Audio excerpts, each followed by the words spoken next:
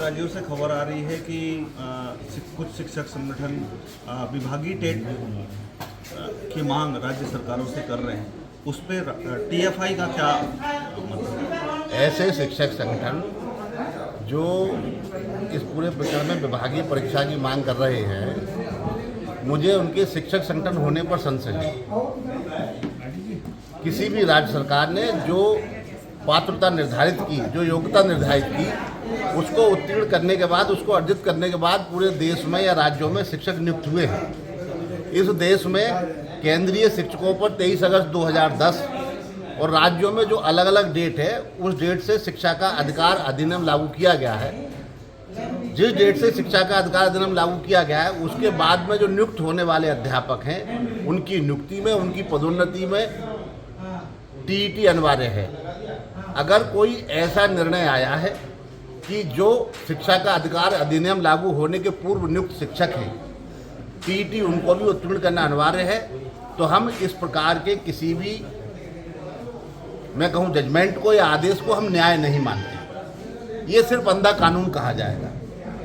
हमारा पूरे देश का शिक्षक टीचर फेडरेशन ऑफ इंडिया के बैनर तले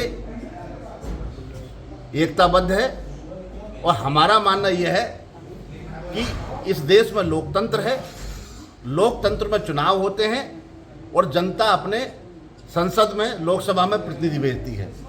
वो प्रतिनिधि ये देश के हित में, इस देश के नागरिकों के हित में कानून बनाते हैं। इस लोकतंत्र में यदि सबसे ऊपर कोई है तो इस देश की संसद है। हमारे रखवाले, हमारे देश के रखवाले, हमारे व्यक्तिगत हितों के रखवाले इस संसद में बैठे हैं, लोकसभा सदस्य के रूप में बैठे हैं। हमारा उनसे ये पूरी तरह से अपेक्षा है कि देश के 20-25 लाख शिक्षकों पर जो संकट आया है, वो ऐसे संकट में अपने देश के शिक्षकों के साथ खड़े हैं।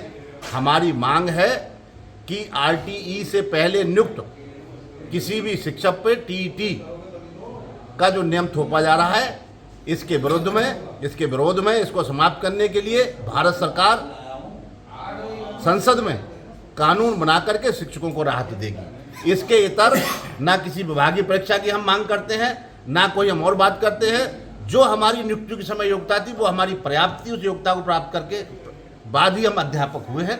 हम भारत सरकार से उम्मीद करते हैं, और यदि ये न्याय हमको नहीं मिलता है तो इस देश का शिक्षक दिल्ली की सड़कों पर आएगा और संसद तक जाएगा अपने हितों की रक्षा के लिए। हम जहाँ तक जा सकते हैं, पूरे देश के जितने संगठन हैं, हमारा मात्र और मात्र एक ही उद्देश्य है, देश के शिक्षकों के हितों की रक्षा करना।